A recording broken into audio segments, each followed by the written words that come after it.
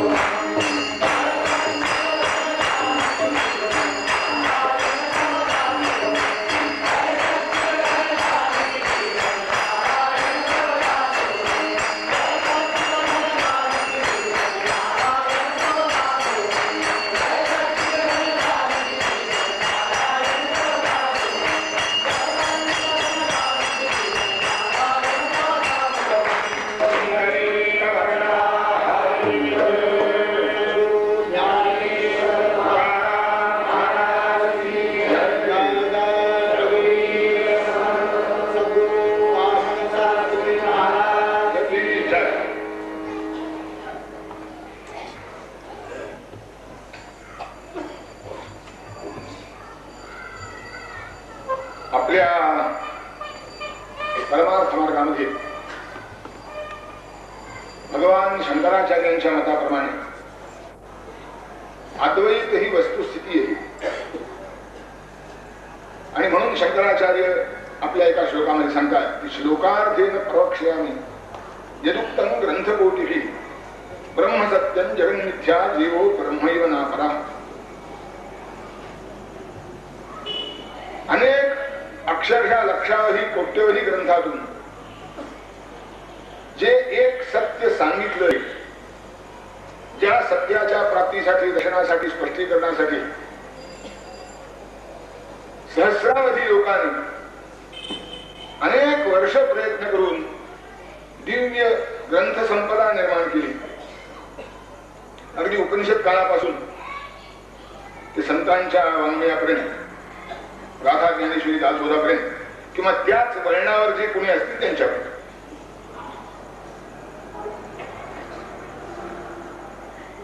पुष्कळ ग्रंथसंपत्ती निर्माण झाली. या सगळ्या ग्रंथसंपत्तीतून सांगितलंय काय? एक गोष्ट सांगितलं, ब्रह्म सत्यम जगन मिथ्या. ब्रह्म हे सत्य आहे, जगत हे मिथ्या आहे. आणि जीव जो आहे, जो विचार करतो तो हा ब्रह्म. प्रश्न असा आहे की हे भगवान शंकराचार्यांसारखे महापुरुष सांगतात. अनेक थोर थोर संत महंतांनी त्याचा अनुवाद आपापल्या शक्तीप्रमाणे, आपापल्या आवडीप्रमाणे, आपापल्या प्रज्ञेप्रमाणे, आपापल्या साक्षात्काराप्रमाणे, आपल्या पुढे जो समाज असेल त्याच्या प्रवृत्तीप्रमाणे अनेक प्रकाराने हे सत्य सांगायचा प्रयत्न केला.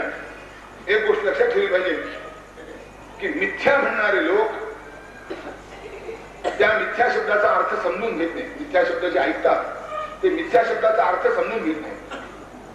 असत्य आणि मिथ्या यामध्ये अंतर आहे. असत्य म्हणजे ज्याला अस्तित्वच नाही ते, आणि मिथ्या म्हणजे जे जसं असतं तसं वाटत नाही ते. या दोन्हीत फार अंतर आहे. सशाचं सिंग किंवा आकाशाचं पुष्प ही असत्य गोष्ट आहे, पण मृगजळ असत्य नाही, मिथ्या. दोरीवरचा साप असत्य नाही, मिथ्या आहे. शिंपेवर दिसणारी चांदी असत्य नाही, मिथ्या आहे. आपला लाडका मनुष्य आपल्याला सद्गुणी वाटतो, असत्य नाही, मिथ्या आहे. आपला शत्रू आपल्याला दुर्गुणी वाटतो, असत्य नाही, मिथ्या आहे. तेव्हा मिथ्या आणि असत्य यातला अंतर समजलं पाहिजे. शंकराचार्य जगताला असत्य म्हणत नाही, मिथ्या म्हणतात. आणि आजचं विज्ञान याच्यापेक्षा निराळं काही सांगत नाही. तेही जगताला मिथ्याच म्हणतं, फक्त त्यांची बोलण्याची भाषा निराळी आहे. असो, तो विषय मी आपल्याला फार खोलवर घेणे इच्छित नाही, आवश्यकताही नाही. मला प्रतिपादन करायचे ते वेगळं आहे की असा हा जो जगन मिथ्या असणारा, जगन मिथ्या समजणारा, जगन मिथ्या समजून घेण्याची आवश्यकता असलेला असा जो जीव आहे तो शेवटी कोण आहे? तो म्हणजे तो ब्रह्म आहे. जीव हा शिव, तो ब्रह्मच. जसाच्या तसा ब्रह्म. जेव्हा समजत नव्हतं तेव्हाही तो ब्रह्मच आहे, आणि समजायला लागलं तरी तो ब्रह्मच आहे. समजत नव्हतं हे कसं आहे माहितीये का? उदाहरण द्यायचं झालं तर कोलंबसानं अमेरिका खंड निर्माण केलं का? इन्व्हेन्शन आणि डिस्कव्हरी मध्ये जो फरक आहे तो जीवानं ब्रह्म होण्यामध्ये आहे. जीवानं ब्रह्म होणं ही इन्व्हेन्शन नाही, डिस्कव्हरी आहे.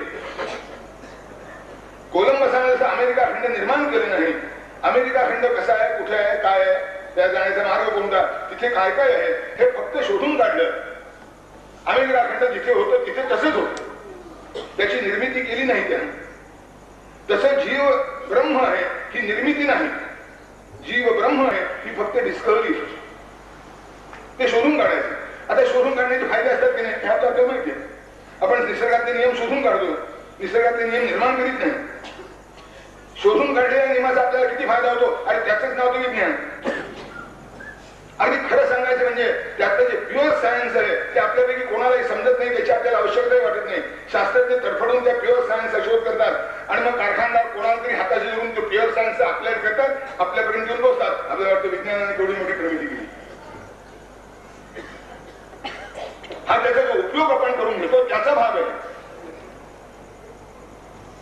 तेव्हा जीव हा शिव आहेच, पण जीव शिव आहे हे सिद्ध कसं व्हायचं? जीव शिव आहे हे प्रत्ययाला कुठे यायचं? जीव शिव आहे हा अनुभव कधी यायचा, कोणाला यायचा, कशाने यायचा? म्हणजे कसं आहे, याच्याकरता प्रयोगशाळा आवश्यक आहे. जीव शिव आहे याचा अनुभव घेण्याकरता प्रयोगशाळा नवीन काही निर्माण करते का? जे आहे ते फक्त सिद्ध करून दाखवते. आपल्याला समजेल अशा भाषेत, आपल्याला समजेल अशा प्रयोगाने सिद्ध करून दाखवते. तसं जीव हा शिव आहे, अवघड आहे, समजणं कठीण आहे, सर्वसामान्य तर्कात न बसणार आहे. पण सर्वसामान्य तर्क सगळे कोसळतात की नाही? वाळून कधी बघितलेत का आपण? आपले सरकार मी आपल्याला अनेक वेळा सांगितलं असेल, सगळ्यांची माहितीच आहे, पुन्हा एकदा उल्लेख करतो त्याचा, की पाणी हे दोन वायूंच्या संयुगातून निर्माण झालेलं आहे. ते काय हायड्रोजन, एक आहे ऑक्सिजन. त्यातला हायड्रोजन पेटतो, ऑक्सिजन पेटवतो. पाणी पेटत येणे पेटवीत येणे विझवतं. फायर ब्रिगेड दुसरं काय करतं? पाण्याचा मारा करतं. आणखीन काय करतं? जे पेटीतही नाही, जे पेटवतही नाही, पेटतही पेटवीत नाही, आणि तरी सुद्धा ते अशा दोन वायूंच्या संयोगातून जन्माला आला आहे, तो पेटतो आणि पेटवितो. अद्भुत आहे की नाही? पण ती इलेक्ट्रोलायसिसची प्रोसेस कार्यवाहीत आणली की ते प्रत्यालय त्या दोन नरकांनी ठेवावी, प्रयोग करून बघावा. त्या प्रमाणात आधी त्या वजनात पाणी कमी होत जातं आणि दोन वेळा प्रयोग वाढत. हे पण हे प्रयोग केले म्हणजे प्रत्यालय येतं. त्याच्या आधीच तर्क केला तर काय फायदा? हे असं विसंगत कसं असेल? अरे आहे, तुझ्या आपल्याला अवलंबून नाही. आता कसं आहे ते समजून घे. तसं जीव ब्रह्म आहे की नाही, हे कसं असेल, कसं असेल नाही समजून घे. त्याची साधनं उपलब्ध आहेत. याची जशी साधनं उपलब्ध आहेत तरी याची साधनं उपलब्ध आहेत. खरं सांगायचं म्हणजे याच्या साधनाकरता दुसऱ्यावर अवलंबून राहावं लागतं. अमेरिका आम्हाला 4 युरेनियम देईल काय? अमेरिका आम्हाला याचं टेक्निक पुरवील काय? रशिया आम्हाला ही मदत करेल काय? इथं कोणावर अवलंबून राहणार होता? तुझा तू आत्मैव ह्यात्मनो बंधू आत्मैव विपुरात्मनः बंधुरात्मात्मनस्तेस्य येनात्मैवात्मनाजितः अनात्मनस्तु शत्रुत्वे वर्तेत आत्मैव शत्रुवत्. दुसऱ्या कोणावर अवलंबून नाही. तुझे आहे तुझं भाषण, तुमचं तुमच्या जवळ आहे, समजून घ्या. कोणती प्रयोगशाळा ही की ज्या प्रयोगशाळेमध्ये जीव ब्रह्म हे प्रत्ययाला येतं, ज्या प्रयोगशाळेच्या माध्यमाने जीव ब्रह्म हे प्रत्ययाला येतं, त्यामुळे ती प्रयोगशाळा आहे. सांगतो तुम्हाला कोणती? सदाचार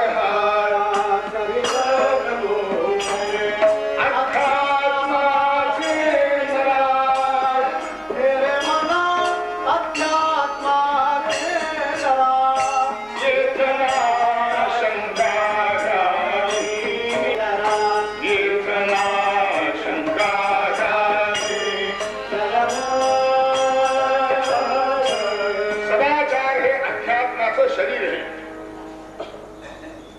ज्या ठिकाणी तुम्हाला हे प्रत्ययाला यायचं आहे, जीव ब्रह्म आहे, हे ज्या ठिकाणी अनुभवाला यायचं आहे, तो अनुभव त्या शरीरात येतो की जे शरीर सदाचाराचं बनलेलं आहे. सदाचार हेच त्याचं शरीर आहे. जे शरीर सदाचारी आहे किंवा सदाचार हे त्याचं शरीर आहे. आपल्याला पाहिजे समजून घे. सदाचार हे या अध्यात्माचं शरीर आहे. आता सदाचार म्हणजे काय? कशाला सदाचार म्हणायचं? भावाचा मुद्दा. एक जण एक सांगतो, दुसरा एक सांगतो, दुसरा तिसरा सांगतो. तुम्ही असं आहे, या मतभेद जे होतात ते फक्त बाह्यांगामध्ये होतात. त्याचा जो मुख्य भाग आहे त्यात बदल व्हायचं काही कारण नाही. जसं संप्रदाय किती असली तरी त्या संप्रदायाकडे अॅनाटॉमी बदलते का फिजिओलॉजी बदलते? आणि अॅनाटॉमी आणि फिजिओलॉजी जर बदलत असेल तर तो माणसाचा संप्रदाय म्हणता येईल का? कोणत्याही संप्रदायात असला तरी माणसाची अॅनाटॉमी तीच असते. कोणत्याही पक्षात असेल तरी माणसाची अॅनाटॉमी आणि फिजिओलॉजी काही बदल होत नाही, ती तशीच असते. तसं तुमचा पंथ पक्ष संप्रदाय कोणताही असो, विविधता इथेही आहे. आता त्या विविधतेची बदनामी करतात लोक, तर त्याला काय करा? नाव ठेवणारा काहीतरी निमित्त पाहिजेच असतं. ते म्हणजे तुमचं आध्यात्मिक जे श्रेष्ठ आहे ते एवढी टोकाची मतभेद कशासाठी? एक द्वैत सांगतो, दुसरा अद्वैत सांगतो, तेवढी टोकाची मतभेद आहे. एक असं सांगतो, एक तसं सांगतो. कोणी एक मान्य करीत नाही. तो आमचं राहू द्या, तुमचं सांग. समाजाचं कल्याण हे तुमचं ध्येय आहे. समाज उन्नत विकसित प्रगत व्हावा हे तुमचं ध्येय आहे. आम्ही तर परलोकवादी आहोत, तुम्ही देहवादी आहात. तुमचा तर आउटलुक प्रॅक्टिकल आहे.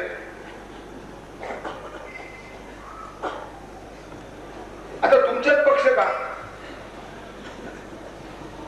आणि एकाचे फुटून किती व्हावे? एक काँग्रेस त्याची किती झाली? एक समाजवादी त्याची किती झाली? एक कम्युनिस्ट त्याची किती झाली? एक हिंदुत्ववादी त्याची किती झाली? आणि बरं, यातला जगत कल्याण करणारा कोण नाही? समाजाच्या सेवेची पाठी कोणाच्या कपाळाला लावली नाही? का भांडतात? एकमेकाच्या उरावर असतात, नुसतं भांडत नाही, एकमेकाचे पाय ओळखतात. आता विलिनीकरण नाही, काय प्रकरण? तुम्ही एक ना काल विलिनीकरणाची भाषा वापरली, आज नाही. काय नाही विलिनीकरण हो तुमचं ध्येय आहे काय नाही? राष्ट्राचं कल्याण, समाजाचं पुनरुत्थान. मग एक भान परलोकवादी एकत्र होत नाही, बरोबर आहे, कारण ते परलोकाचं कोणालाच कळत नाही तुमच्याच शब्दाप्रमाणे, म्हणून त्यांची मतभेद समजू शकतं. तुम्ही ध्येयवादी ना, या समाजातल्या, या राष्ट्रातल्या, या माणसाचं कल्याण करायला निघालात ना, आता मतभेद काय म्हणून आणि मारा काय म्हणून करतात? आणि एकाचा मोर्चा दुसऱ्याच्या मोर्चाच्या डोक्यात काढ्या घालतो, काय प्रकरण आहे? कामगार योजना एकत्र राहू शकत नाही. याची कामगार योजना निराळी, त्याची कामगार योजना निराळी, त्याची कामगार योजना निराळी, त्यांच्या संघटना निराळ्या, काय प्रकरण आहे? त्याचे रंग फिकेला, गळत गुलाबी, आता काय प्रकरण आहे? ठीक आहे. आरोग्य काय? आरोग्यशास्त्राचं काय? आरोग्य पॅथीप्रमाणे बदलतं का? मग होमिओपॅथीचा ॲलोपॅथीचा एक संघर्ष काय म्हणून? ॲलोपॅथी अँटीपॅथी, ती बरोबर उलट चिकित्सा करायची म्हणते. होमिओपॅथी होमोपॅथीच आहे, ती समचिकित्सा म्हणते. आणि त्यांची पोटेन्सी वाढत गेली, म्हणजे 200-300 पोटेन्सीचे द्रव्य म्हणतात. मला सांगा कोणत्या केमिस्ट्रीने हे 200-300 पोटेन्सीचे द्रव्य त्या पद्धतीचे सिद्ध करता येईल?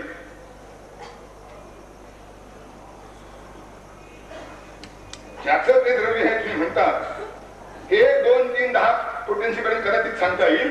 300 पोटेन्सी जेव्हा त्याची होते, ज्याला स्ट्रॉंगेस्ट समजतात होमिओपॅथीमध्ये, तो आणखी त्याच्यावर एक नियम माहित नाही. त्याच्यामध्ये ते द्रव्य कोणत्या केमिस्ट्री प्रमाणे सांगतात, रिएक्शन येते त्याची त्या द्रव्याची द्रव्य म्हणून, आणि तरी तो सांगतोय अत्यंत प्रभावी आहे. विरुद्ध गुणाचं द्रव्य आहे. विचारधारा चमत्कारिक आहे की ज्या द्रव्यामुळं ज्या तऱ्हेच्या रोगाची उत्पत्ती होते, त्याच द्रव्याचा सूक्ष्म अंश त्या द्रव्याचा, त्या लक्षणाचा नाश करतो. ते अद्भुत नाही, तर्काला पटणार आहे. आयुर्वेद निराळ सांगतो, नॅचरोपॅथी निराळ सांगते, ती क्रोमोपॅथी एक आहे, ती निराळी सांगते, जलचिकित्सा एक निराळी सांगते. आणि मोठी आश्चर्याची गोष्ट आहे, कुणीही बरे न केलेले रोग मी बरे केले असं प्रामाणिक संख्यान प्रत्येक पॅथीजवळ. का मतभेद असावा? ह्या तुमच्या ऐहिकामध्ये जर इतके टोकाचे मतभेद तुम्हाला चालतात, तर जे मुळातच परलोकाचं आहे, ज्याचा तुमच्या सर्वसामान्य मानवी जीवनाशी ज्याचा काही संबंध नाही, जो एक आदर्श तत्वज्ञानात्मक सिद्धांताचा भाग आहे, तिथे थोडेसे मतभेद असले तर त्याच्यावर खोटं म्हणायचं काय कारण? म्हणून सगळ्यांना सामान्यतेने सांगतो मतभेद राहिल्यावर त्यात थोडं नाही. अजून सदाचाराचं शरीर म्हणजे काय ते मी सांगतो. 3दा आंघोळ करणं म्हणजे सदाचार नाही, मोठं थोडं गंध कपाळाला लावणं म्हणजे सदाचार नाही, धाबळी नेसून उड्या मारीत चालणं म्हणजे सदाचार नाही. या सगळ्याची आवश्यकता नाही असं मला मुळीच म्हणायचं नाही. चिन्ह, प्रतीक, गणवेश याला महत्व आहे. प्रत्येक पंथामध्ये स्वीकारलं आहे, प्रत्येक संप्रदायाने स्वीकारलं आहे. ओंकाराला नावं ठेवणाऱ्याने हातोड्या कोयत्याला आपलं काय म्हणावं ते मला अजून कळलेलं नाही. ओंकार हे चिन्ह असेल तर हातोडा कोयता हे चिन्हच आहे. स्वस्तिक हे जर चिन्ह असेल तर नांगर हे सुद्धा चिन्हच आहे. श्रीकार हे जर चिन्ह असेल तर झाड हे सुद्धा चिन्हच आहे. कशा करता तुमच्या निशाणावर ते? काय आवश्यकता आहे त्याची? तेव्हा चिन्हाबद्दल माझा वाद नाही, पण चिन्ह म्हणजे ते का? त्या चिन्हाच्या मागे काही संकल्पना आहेत त्या महत्वाच्या. ते प्रतीक आहे, ते प्रतीकात्मक तसंच वापरलं पाहिजे यात किंचित सुद्धा शंका नाही. पण ते प्रतीक कशाचं आहे? कोणताही पक्ष, कोणताही पंथ, कोणताही संप्रदाय जर प्रामाणिक असेल तर त्याचं मूळ हेच असलं पाहिजे, सदाचार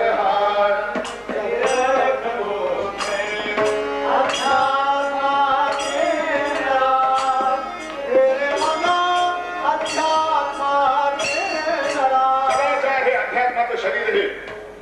आणि सदाचार कोण सांगतं? शास्त्र सांगतं. मला पटत नाही, चालायचं नाही.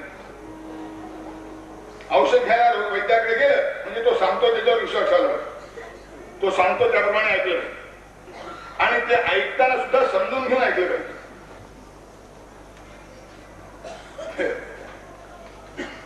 एक डॉक्टरने औषध सांगितलं, त्या औषधाच्या बाटलीवर लिहिलं होतं keep the bottle tightly cork, म्हणजे खूप घट्ट लावून ठेव.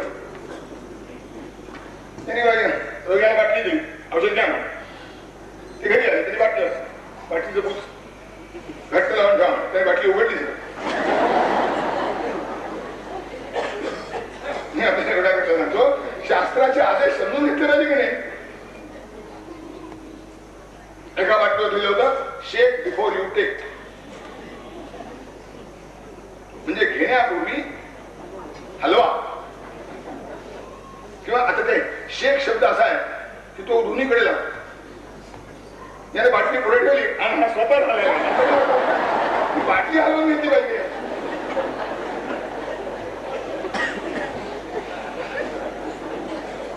आता इतकं सगळं झालं तर बाटलीवर जावे नसते, ते सूत्रात लिहिलेलं असतं. शास्त्रातली वाक्य ही सूत्रात असतात, ती समजून घेतली पाहिजे. आपल्याला कळत नसते त्याला समजते, त्याला विचारलं पाहिजे. याच्यावर श्रद्धाच नाही. म्हणून महाराज पुढे वचन सांगतात, आलो श्रद्धा पृथ्वी असावे त्या शरीराभितरी, मना त्या शरीराभितरी, दयेची कातडी जाजावरी, दयेची कातडी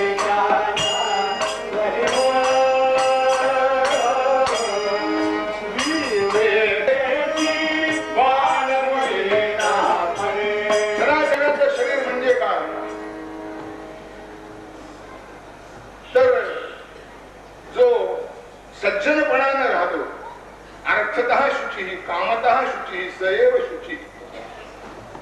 ज्याची अर्थ म्हणजे संपत्ती मिळवण्याची साधनं आणि मिळालेली संपत्ती उपभोगाची पद्धती ही ज्याची पवित्र हे धर्मशास्त्राला धरून आहे, तो पवित्र आहे. याच्यामध्ये गडबड असली की आता उपर की तो खूप बने, काही उपयोग नाही.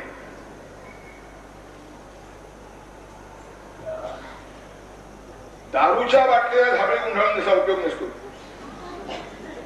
मद्याचं भांड गंगेत उचकळलं म्हणजे असं पवित्र होत नाही, असं ज्ञानोबारायाने म्हटलं. त्याप्रमाणे दुर्वर्तनी मनुष्य हा कितीही देवघरात बसला तरी त्याचा काही उपयोग नाही. दुर्वर्तनी माणसांना देवघरात जाऊच नाही असं मला म्हणायचं नाही, पण पश्चात्तप्त अंतःकरणानं जावं आणि कालच्या पेक्षा आपलं दुर्वर्तन आज कमी झालं याची खात्री करून घ्यावी. ते जर वाढत असलं तर याच्यात काहीतरी गडबड झाली असं सांगतात. आणि दुर्वर्तन मोजायचं म्हणतात, दुर्वर्तनाची माप ही एवढीच माप, धनेशणा, दानेशणा आणि लोकेशणा. ज्याच्या बाबतीत जो स्वच्छ आहे, जो पवित्र आहे, तो सत्पुरुष, त्याचं शरीर सदाचारी. तर बाकीच्या गोष्टी ह्या सगळ्या बरोबरच्या, त्याची मदत होत नाही असं मला यत्किंचित सुद्धा म्हणायचं नाही. कृपा करून गैरसमज करून घेऊ नका.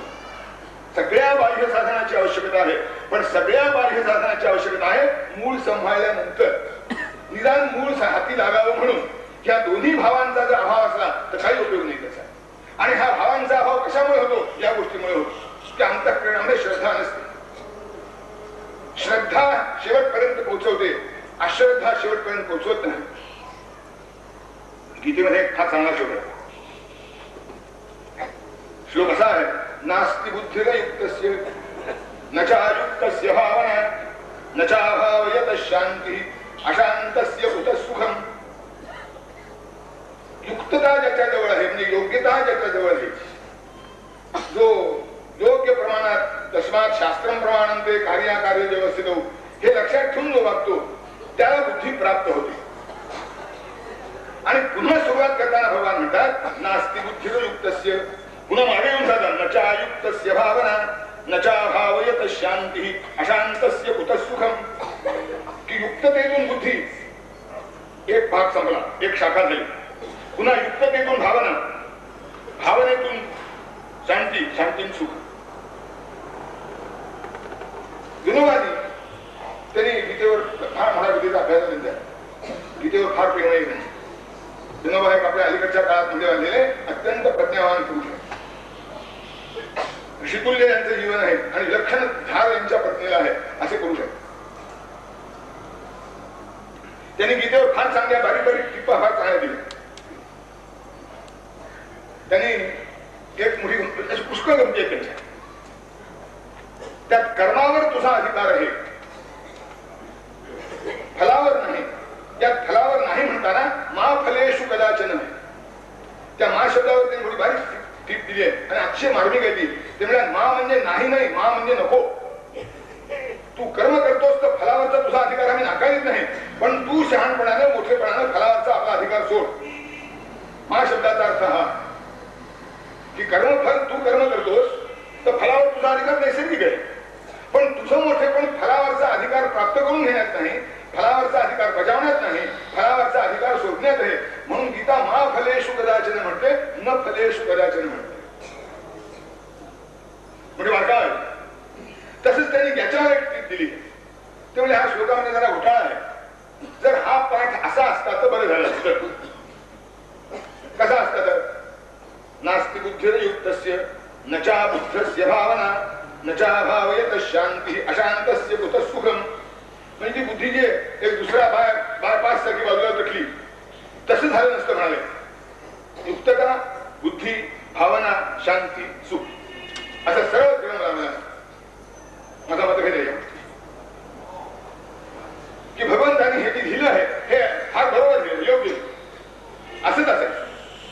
कारण बुद्धीतून भावना निर्माण होत नाही, भावना युक्ततेतून निर्माण होते आणि बुद्धीही युक्ततेतून निर्माण होते. बुद्धीचं कार्य भावनेचा तोल सावरण्याचं आहे, भावनेचं क्षेत्र बुद्धीचं नाही. कोणाला राग आला तर येऊ, पण खरं म्हणजे असं आहे की बुद्धीचं सिंहासन, भावनेचं सिंहासन बुद्धीनं मांडून ठेवायचं, सभागृह स्वच्छ करायचं आणि हात जोडून भावने म्हणायचं पाहिजे की कसा आसन मांडून ठेवायचं भावनेचं, आपण आसनावर बसायचं नाही. बुद्धीचा दुराग्रह असा आहे, जर आसन मी मांडायचं तर त्याच्यावर मीच बसणार. म्हणजे होत तरी बुद्धिवादानं झालं ते होतं. तेव्हा खरं सुख, खरं समाधान, खरी शांतता बुद्धी मिळवून देऊ शकत नाही. बुद्धी भावनेचा तोल जरूर राखू शकते, त्याच्याकरता तिची आवश्यकताही आहे, पण स्वतः बुद्धी ही वांझोटी आहे, तिच्यातून पुढे काही निर्माण व्हायचं नाही. निर्माण झालं तर असलं असते निर्माण व्हायचं. वेड्यांच्या वेड लागण्याच्या कारणाची चर्चा केली गेलेली आहे आणि असं आढळलेलं आहे की ज्यांना वेड लागलं आहे ते सर्वसामान्यापेक्षा जास्त बुद्धिमान असतात.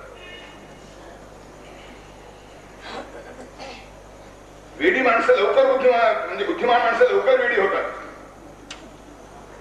आणि उलटे समजायला हरकत नाही, वेडी माणसं स्वतःला बुद्धिमान समजतात.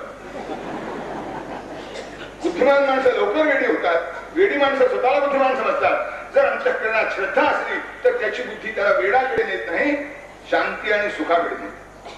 आणि जर भावनेचा बळ केला नसलं, श्रद्धेचं बळ केला नसलं तर बुद्धी काय करेल कोणाला ती ऍटम बॉम्ब तयार करेल, ती हुकुमशाह बनेल. म्हणून मी बुद्धिपुरस्सर सांगितलं आहे की नास्ति बुद्धिर्युक्तस्य, तोल सांभाळण्याकरता तुझी आवश्यकता आहे, पण संतती सुखापर्यंत जायची असेल तर ती भावनेच्या द्वारेच दिली. म्हणून या शरीराचं रक्त कोणतं, कारण माहिती आहे की रक्त शुद्ध असणं, रक्त चांगलं असणं, रक्त भरपूर असणं हे शरीराच्या आरोग्याचं सगळ्यात चांगलं लक्षण आहे. त्याची व्हायटॅलिटी कमी झालेली असते, त्याच्या रक्तात काहीतरी बिघाड असतो, रक्तात काहीतरी दोष असतात. जर रक्त निर्दोष असेल तर मनुष्याची प्रतिकारक क्षमता उत्कृष्ट राहते. रक्तामध्ये दोष निर्माण झाला की पहिल्या प्रथम रोगाचं आक्रमण होतं. म्हणून जर परमार्थ बिघडत असेल तर श्रद्धेमध्ये गडबड निर्माण होते, म्हणून बिघडतो. पण महाराज म्हणतात आलो श्रद्धा रुधिर असावे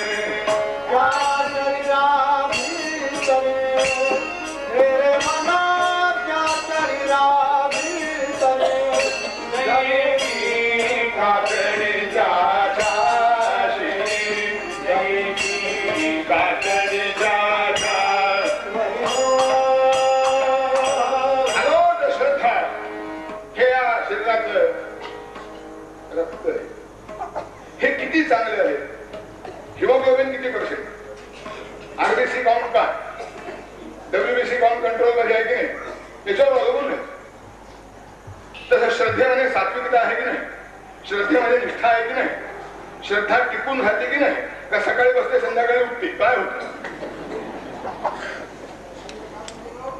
याची श्रद्धा टिकून राहते ते बरोबर. आणि या दुसरं उदाहरण नाही, पतिव्रता स्त्री हे एक उदाहरण की श्रद्धा कशी असते, पतिव्रतेची पतीवर असते तशी. म्हणून एक कथा सांगतो जो इतिहास आहे प्रत्यक्ष. आपल्याकडे जसे तुकारामासारखे महात्मे होऊन गेले तसं मद्रास प्रांतामध्ये, तेलंगणामध्ये तिरुवल्लूर नावाचे एक थोर पुरुष होते, साधू पुरुष होते, साधे होते, कोष्ट्याचा उद्योग होता. वासुकी नाव त्यांच्या पत्नीचं नाव, गरिबीत राहत होते. पण त्यांनी कुरल नावाचं एक वाङ्मय लिहिलेलं आहे, लहान लहान सूत्र आहेत, इतकी सुरेख आहेत की साने गुरुजींनी त्याचा मराठीमध्ये अनुवाद केला. शक्य झालं तर पहा. लहान लहान सुभाषित आहे, अतिशय सुरेख. त्यामुळे त्याची प्रसिद्धी चांगली होती. वाङ्मय असं चांगलं असल्यामुळे. तेव्हा एक श्रीमंत तरुण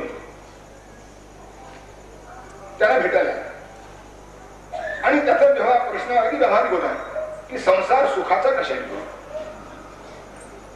संसार सुखाचा होण्याकरता काय.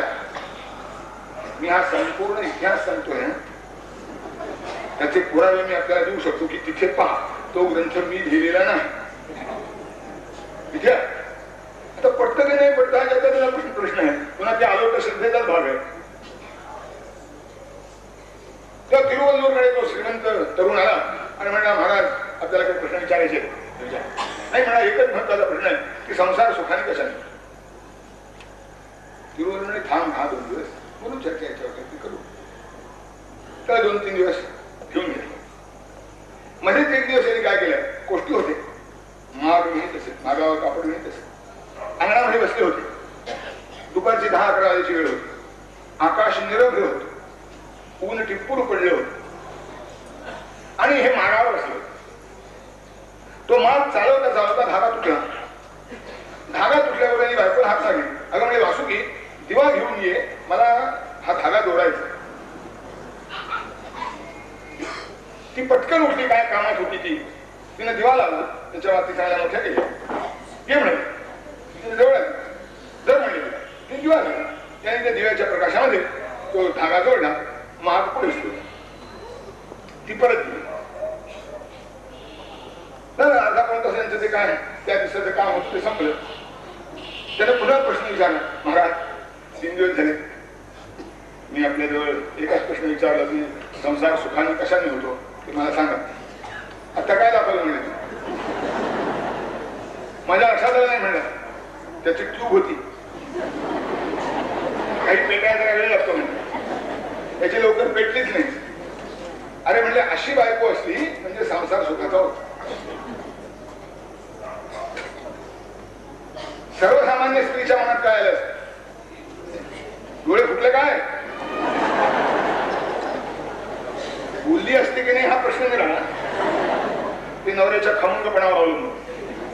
पण मनात आलं असतं की नाही की दुपारची वेळ आहे, निरभ्र आकाश आहे, अंगणात बसले, माग चालू आहे, आता सूर्यप्रकाशामध्ये दिसेल त्यापेक्षा दिव्याने जास्त दिसेल का. पण माझा छळ आहे, मी गरीब सापडले, हातातलं काम टाकून गेलंच पाहिजे. आणखीन मग पुष्कळ असेल. आम्ही बाई माणसं ना, काय करणार, पराधीन जिणे असतं आमचं. त्या म्हणून आमच्या मस्ती स्वातंत्र्य शिक्का मारलाय ना, मी त्या म्हणून सकट सगळ्याचा उद्धार. या माऊलीच्या काही मनात आलं नाही. तिने ते दिवा घेतला, शांतपणे परत गेली. तिला बावळ होती का. तिची एक श्रद्धा होती, ज्या अर्थी माझ्या नवऱ्यानं सांगितलं हे त्या अर्थी काहीतरी महत्वाचं प्रयोजन असेल, माझ्या लक्षात आलेच नाही. अलो ते श्रद्धा रुधिर असावे त्या शरीरा भीतरी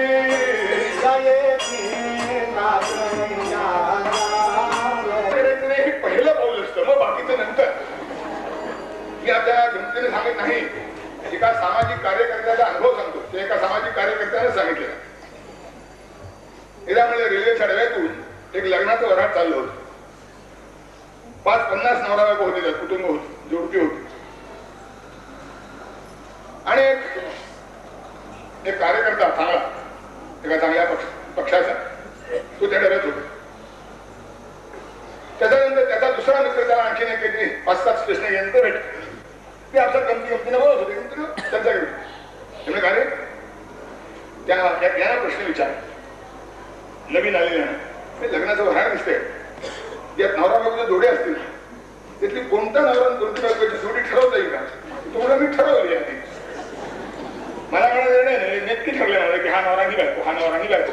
असे बसले नव्हते. बायका कुठेतरी बसले होते, नवरे कुठेतरी बसले होते, सर दिसला बसले. म्हणजे तू कसं ठरवलं विचारली, चौकशी केलीस का. मी एकाशी बोललो नाही, फक्त गेले 4 तास पाहतोय तुम्ही काय भावतोय ते म्हणजे असं आहे, बाईने काही सांगितलं की नवऱ्यानं नाही म्हणायचं आणि नवरा काही म्हणाला की बाईने नाही म्हणायचं, असं नक्की ज्यांच्या बाबतीत घडतं ते नवरा वाटतं.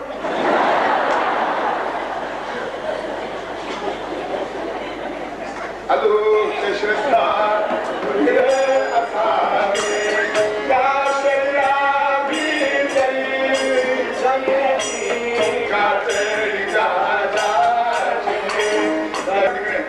श्रद्धेशिवाय पुढे जाता येत नाही. योग श्रद्धच श्रद्धेशिवाय माणसाचं कल्याण होत नाही.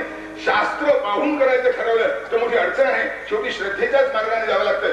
शास्त्राप्रमाणे आचरण किती करणं कठीण आहे हे सुद्धा अर्जुनानंच भगवंताला विचारलंय आणि ज्ञानेश्वर महाराजांनी अतिशय उत्कृष्ट उपमा देऊन त्याचं स्पष्टीकरण केलंय.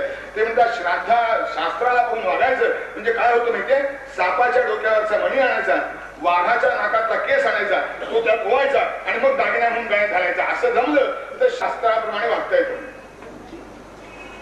ही कुणी कठीण गोष्ट आहे. मग करायचं काय, तो चांगला मनुष्य कोणी जर आपल्याला वाटतं तो सांगेल तसं ऐकायचं, याच्याशिवाय दुसरा मार्ग नाही. आता तिथे शंका निर्माण होते. आपलं चुकलं असं वाटत नाही, सांगणारा चुकला असं वाटतं. श्रीधर स्वामी महाराजांच्या चरित्रातला एक प्रसंग मला वाचलेला आठवतो. मी सांगतो ते बरोबर आहे की नाही, त्यांची निष्ठा होतं मी काय दिली त्यांनी मला मागून सांगावं, माझं आठवण बरोबर आहे. एका गृहस्थाने 13 कोटी रामनामाचा जप केला. समर्थाने असं लिहून ठेवलं आहे की 13 कोटी रामनामाचा जप जो करतो त्याला रामचंद्राचे दर्शन होते. त्यानं 13 कोटी रामनामाचा जप केला आणि दर्शन काही झालं नाही. तो सज्जनराव समर्थाशी म्हणाला की 13 कोटी रामनामाचा जप केला, वय थोडेसे काही लाभ झाले आणि तरी रामचंद्राचं दर्शन झालं नाही, तुम्ही असं होतं कसं? बरोबर आहे, धक्का बसला. 13 कोटी रामनामाचा जप करणं हे काही सोपं प्रकरण नाही.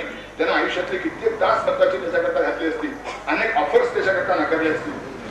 कारण आता मनुष्य चांगला बुद्धिमान पोटा पुढा प्रपंच करून त्यानं बाकीचा सगळा वेळ त्या नामस्मरणामध्ये घालवला होता. 13 कोटी संख्या तिने पूर्ण केली होती आपल्या कल्पनेप्रमाणे आणि ती झाली होती. त्याच्यावर आणखी काही झाले होते आणि तरी रामचंद्राचं दर्शन त्याला झालं नाही. आणि म्हणून तो समर्थाना संत आपल्याला मनुष्य काय बोलायचं नाही, तो समर्थाना शिवाय घ्यायचा असा.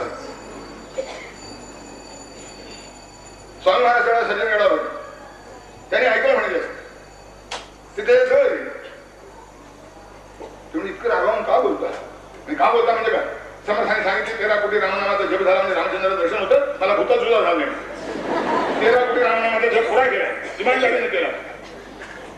महाराज तुमच्या पायाची शपथ जाऊन सांगतो म्हणला, खरंच इमानदारीने पुढे केला. पण मला अजून रामचंद्राचं दर्शन झालं नाही. तुमच्यासारख्या मोठ्या माणसाने असं खोटं यावं का? ते अधिकारी होते, हसले आणि बसले. अरे 5-7 कोटी जप तुझा पुरा झाला होता आणि तुझी बायको अत्यवस्थ झाली होती. डॉक्टरने सांगितलं होतं आता काही उपाय नाही, काही तासाचा काही त्याचा प्रश्न आहे. हो सांगितलं. तेव्हा तुझ्या मनात काय आलं की एवढा 7-8 कोटी जप मी केला आणि माझी बायको आजारी पडून मरावी, माझा अर्धा संसार उजाड व्हावा. रामचंद्र आहे काय तुझ्या बायकोला बरं वाटतं की नाही? बरं वाटतं. 13 कोटी 7-8 कोटी गेले म्हणजे उरलेले शिल्लक आता काय? बायकोला जीवन करण्यात 7-8 कोटी गेले, 13 कोटी रामचंद्राकरता शिल्लक राहिले कुठे? 13 कोटी जेव्हा रामचंद्राकरता शिल्लक राहतील तेव्हा रामचंद्र भेटायचे. तुझं म्हणजे जमा तेवढी करायची, खर्च मोजायचं नाही. हे कसं आहे, माणसाचं मन कसं डळमळतं त्याच्याकरता मी आपल्याला उदाहरण सांगितलं. आणि चूक कुठे असते तेही आपल्या लक्षात द्यावं म्हणून सांगितलं की चूक आपल्या ठिकाणी असते आणि तरी मन डळमळतं. म्हणून श्रद्धा नुसतं म्हणताना आलो श्रद्धा रुधिर असावे ज्या शरीरावी तरी जयेची कातरी जाणावे, जयेची कातरी जाणावे,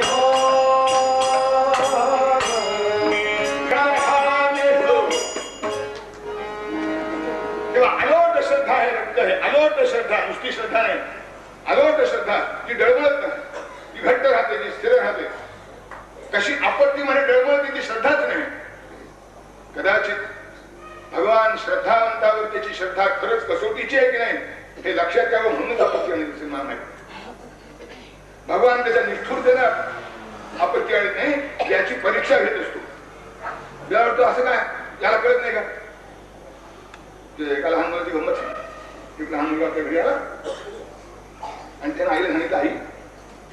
शाळेमध्ये मोठे ग्रस्त आले होते. आमचे शिक्षक मुख्याध्यापक सर त्याच्या भोवती होती होती होती म्हणजे ते आमच्या वर्गात आले आणि ते मला 10 प्रश्न विचारले. अरे बेदोणी किती, शिवाजीचा जन्म कुठे झाला, असे काही प्रश्न विचारले. म्हणजे एवढा मोठा मनुष्य आणि त्याला एका प्रश्नाचं उत्तर माहित नव्हतं, सगळे मला विचारले.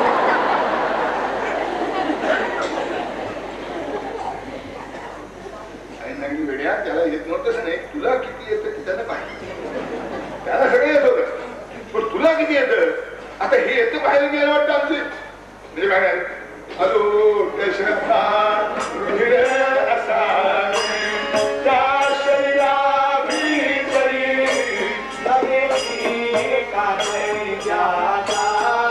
शरीराचं वर्णन झालेलं आहे तेव्हा अलो दशरथा आहे, या शरीरात रक्त आहे, दया ही त्याची कातडी आहे.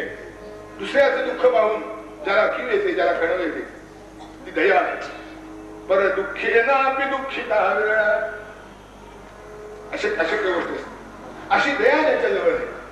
विवेक हे या शरीरातलं मांस आहे. आता एकेकाचं स्पष्टीकरण करायचं म्हणजे मोठी पंचायत आहे. आजचा अख्ख्या हाती जीव खाणार त्या नमनाच्या घडावर पुढं कसं करायचं म्हणून थोडं थोडक्यात जरा फक्त स्पष्टीकरण सांगतो. कारण त्याचं रक्त साफ असलं म्हणजे बाकीच्या गोष्टी आपोआप चांगल्या असतात. जेव्हा रक्त कसं असावं त्याच्याकरता मी आपल्याला जास्त स्पष्टीकरण सांगितलं, पुढच्या गोष्टी आपोआप जमणार आहेत. मग आणखीन त्या बाहेरून काही करणार नाही. तेव्हा विवेक माणूस धैर्याची विवेक हे याचं माणूस आहे. धैर्य हे यातली हाडं आणि वागण्यातलं सौजन्य हे या शरीराचं सौंदर्य. सौजन्याचं एक प्रकरण थोडंसं कारण सौंदर्य आहे ना, तर सौंदर्य बाकी काही नसेल तर जाईल पण ज्या सौंदर्य जर असावं तर त्याची कसोटी कशी असते त्याच्याकरता मी आपल्याला गमतीने सांगतो. शास्त्रकारांनी असं म्हटलं आहे की सौजन्य कशाला म्हणायचं. पुन्हा उदाहरण तेच काय करावं, चांगल्याला काय कशाला काय, दुसरं उदाहरणच नाही. सौजन्यन तद्धी कांताया कांतस्य पुरतो यथा. बायकोचं नवऱ्या पुढे ज्या तऱ्हेचं वागणं असतं त्याला सौजन्य असं म्हणतात. पाहिजे होतं म्हणा उदाहरण कुठे पाहिजे म्हणजे रामरामे मला वाटतं तेव्हा तुम्ही सकाळी प्रशांत तेव्हा ते सांगितलंय पण मोठं सांगा उदाहरण की भगवान रामचंद्र वनवासाला निघाले होते. सीतामाई त्यांच्या मागून चालल्या होत्या, लक्ष्मणही बरोबर होता. तिघं चालले होते. बरं रामचंद्र आणि लक्ष्मण हे तसे जवळजवळ सारखे आहेत. पराक्रमाला शरीर प्रकृतीला फक्त एक गोरा पानाने जरा सावळा याच्यापेक्षा ते फरक आहे. वयही त्यांची सारखी आहे, सावत्र होय त्या वयामध्ये अंतर नाही. आता वाटेमध्ये पेरशी पत्न्या भेटल्या, बायकांना कुतूहल फार. त्यांनी सीतेला प्रसंग पाहून घेराव दिला. का गं बाई तू कोण, कुठली, आणि 2 पुरुष आहेत त्यातला तुझा नवरा कोण. आणि म्हणून त्यांनी सामान्यतः अंदाजाने रामचंद्राकडे बोट दाखवलं आणि हा जो म्हणजे मेघेश श्यामल आहे तो तुझा कोण. संस्कृत सुभाषित आहे मुळात. पथि पथित वधूभिः सादरं पृच्छमानः कुवलय दलनील भोजमार्येत वेदी. की हा जो नीलकमलाच्या पाकळीसारखा कोमल आणि सुंदर दिसतोय, कुवलय दलनील भोजमार्येत वेदी, हा तुझा कोण. आता तिने काय सांगा, तुम्ही तिने सांगितलं नाही पण सांगितलं स्पष्टमाचष्ट सीता, अगदी स्पष्ट सांगितलं. पण स्पष्ट कसं सांगितलं, मुख विकसित गंडम व्रीड विभ्रांत नेत्रा मुखमवनमयंती. आणि अशा लक्षणाने अशा आविर्भावाने स्पष्टमाचष्ट सीता तिनं प्रश्न विचारल्याबरोबर हा तुझा कोण असा प्रश्न विचारल्याबरोबर स्मित विकसित गंडम तिच्या गालावर थोडस हसू आलं आणि त्यामुळे लाली वाढली. स्मित विकसित गंडम व्रीड विभ्रांत नेत्रा, लाजेने तिचे डोळे चंचल झाले. एकदा रामचंद्राकडे तिने कटाक्ष टाकला आणि मुखमवन मयंती, तिने आपली मान खाली केली आणि अशा लक्षणाने स्पष्ट वाचष्ट, अशा लक्षणाने तिने स्पष्ट सांगितलं. बोलली नाहीच आणि बोलण्याची आवश्यकताही यांना वाटली नाही. ही भाषा समजणाऱ्यापैकीच त्या होत्या. आता हे कठीण आहे. आता जर असा विचारायचा प्रसंग आला तर एकाच प्रश्नात उत्तर दिलं पाहिजे, हा तुझा कोण, माय हजबंड मिस्टर राम.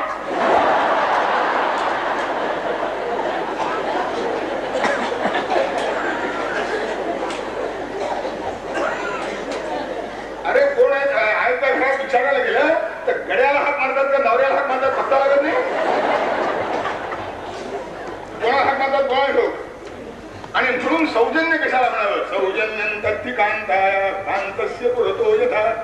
हे सौजन्य या शरीराचं सौंदर्य आहे. आणि असं शरीर ज्याला लागतं तर सगळं म्हणे आशा शरीर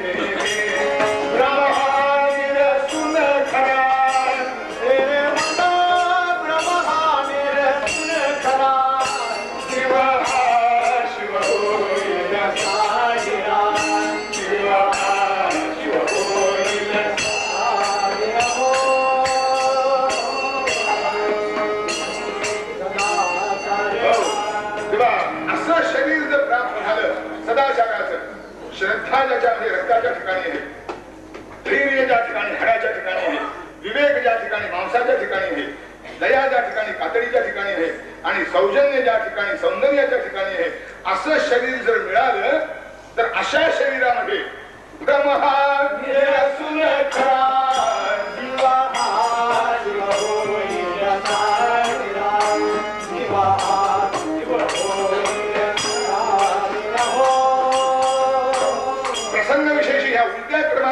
एक वेळ सौजन्य नसलं तरी चालेल, क्वचित धैर्य कमी पडलं तरी चालेल, पण ते जे सदाचाराने करताय श्रद्धेचं रक्त आहे हे बिघडता कामा नये. ते बिघडलं नाही की बाकीचे दुरुस्त होऊन जात आहे, तेच बिघडले की बाकीचं काही दुरुस्त होत. म्हणून श्रद्धेचं वर्णन रक्ताच्या ठिकाणी आहे. रक्त शुद्ध ठेवा, आरोग्य उत्तम. ऑलिम्पिक सामन्यात जर विजय मिळेल की नाही हा प्रश्न असतो, पण त्याची आवश्यकता नाही. आरोग्य चांगलं राहणे महत्वाचं आहे. कोणत्याही परिस्थितीत शरीर चांगलं राहिलं पाहिजे हे तसं महत्वाचं. तसं कोणत्याही परिस्थितीमध्ये श्रद्धा आणि सदाचार सुटता कामा नये. तो ज्याचा चांगला राहतो आणि ते चांगलं ठेवण्याकरता जो सगळ्या दिव्यातून जायला तयार असतो, पण ही मर्यादा ओलांडत नाही. लक्ष्मण रेषेच्या वर त्याचा जो महत्व मानतो त्या शरीरामध्ये जीवशिवाची भेट होते. परमात्मा त्याला प्रसन्न होतो, परमात्मा त्याचा उद्धार त्याला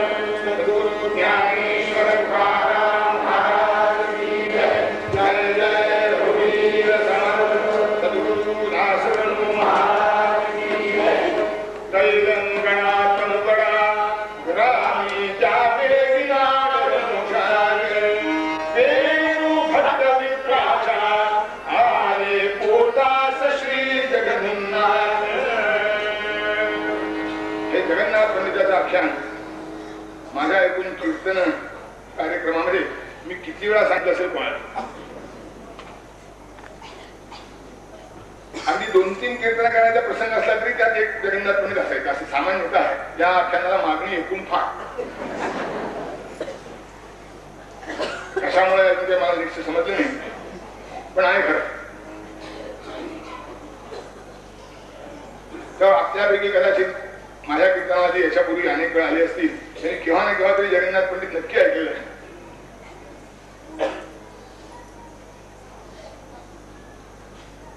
त्यांच्या चरित्रातला एक महत्वाचा भाग मी आपल्याला सांगणार आहे. थोडं अवघड आहे चरित्र, समजून घ्या. जगन्नाथ पंडित हे तेलंगणा देशामध्ये जन्माला आले होते. तेलंगणा, आंध्र प्रदेश.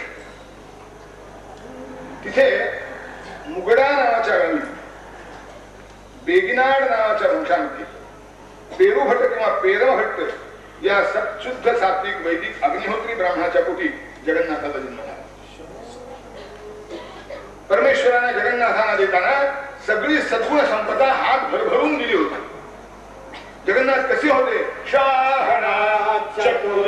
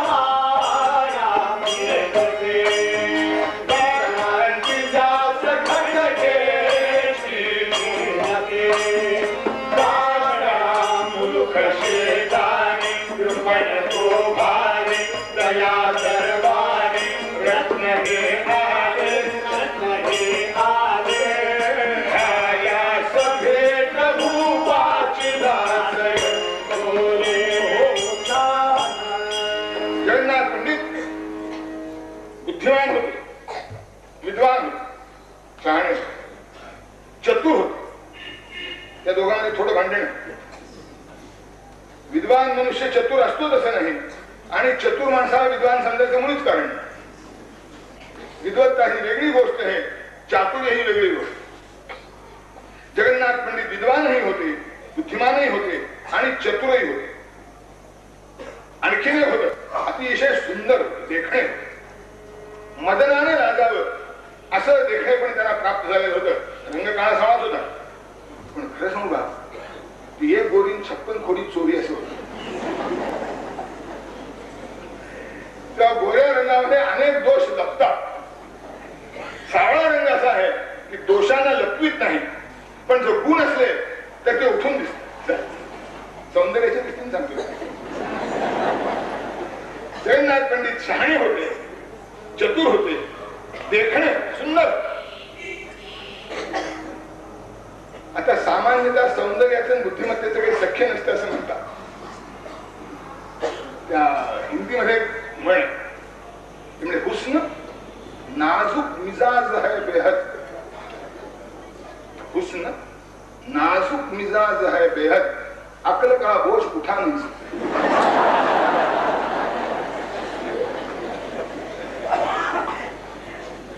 सौंदर्य प्रकृतीने इतकं नाजूक आणि कोमल असतं की त्याला ते बुद्धिमत्तेचं ओझं सहन होत. नाजूकपणाचा परिणाम होतो. काय जगन्नाथ पंडित बुद्धिमान होते, चतुर होते, देखणे होते, आणि या सगळ्या गुणाच्या पार्श्वभूमीवर पुरुष जसा असावा तसे होते. गजशिरापरी तुंडी लविराजे पुरुषाच्या सौंदर्याचं वर्णन कालिदासाने केले की पुरुष कसा असावा? व्यूढो रसक्रोश स्कंध शाल प्रांशुर महाभुजा असा आता पाहिजे पुरुष.